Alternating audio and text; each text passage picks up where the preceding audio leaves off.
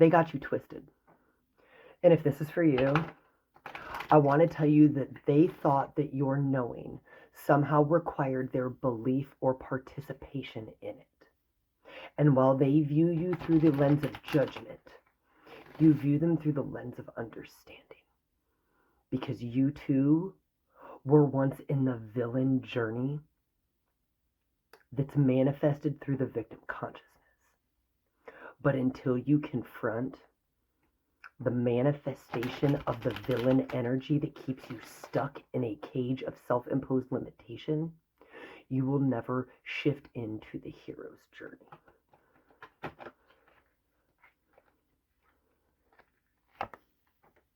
Making a choice. Where you recognize it is a choice to stay the same and no longer choose to change, they are still stuck in the illusion that they don't have a choice. Sometimes people only see the decisions that you make, not the choices that you had.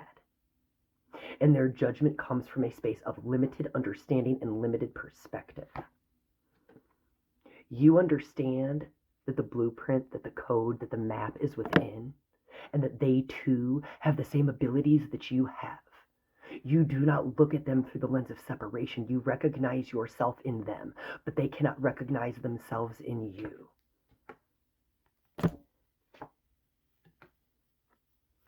Rock bottom, the spark, and the compass.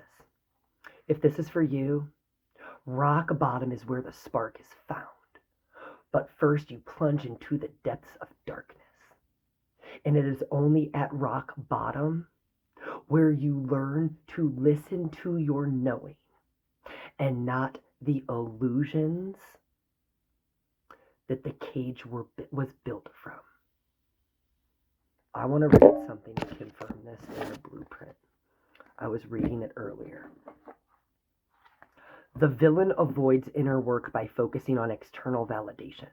They chase success, attention, or material gain to cover the ache of unresolved pain. They fear what they might find if they look within. Instead of unpacking wounds, they pretend everything is fine. Instead of confronting old narratives, they double down on them, letting denial shield them from growth. When emotions rise, they repress them.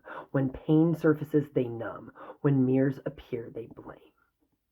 They look through the lens of judgment, because all judgment is rooted in self-judgment. In you, you're that wizard of awareness card. You recognize old versions of you in them, and you know that they are capable of doing the very thing that you're doing and shifting into the hero's journey, which is intertwined with the villain's journey. But their resistance is what creates stagnation. It's the self-imposed limitations. It's the illusion of the cage or the box. Without movement inward, there's no transformation outward. And when the soul doesn't grow, it hardens. The villain archetype begins to project its unhealed pieces onto others, creating enemies where there are none, casting blame instead of taking accountability, and resenting other mirrors, the very lessons they refuse to face. The villain is often entangled in cycles of self-sabotage. Patterns repeat, addictions form, relationships turn toxic. Every loop is a lesson avoided. When you reach the choice means that you have to be conscious of what you're choosing. Otherwise, you are in the loop. Otherwise, the patterns repeat. But every loop is a lesson avoided. Every distraction is a door unopened. The villain fears vulnerability, so they armor themselves with ego. They dominate or detach. They manipulate or retreat. They want control because surrender feels like death. But in truth, it's the pain to rebirth.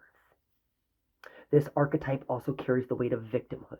It is the victim consciousness we have all been conditioned with. It is the manifestations of the fight, flight, fawn, freeze nervous system. It is the 64 initiations of the 64 shadows. This archetype also carries the weight of victimhood. They believe life happens to them, not through them. Power feels distant, like something withheld.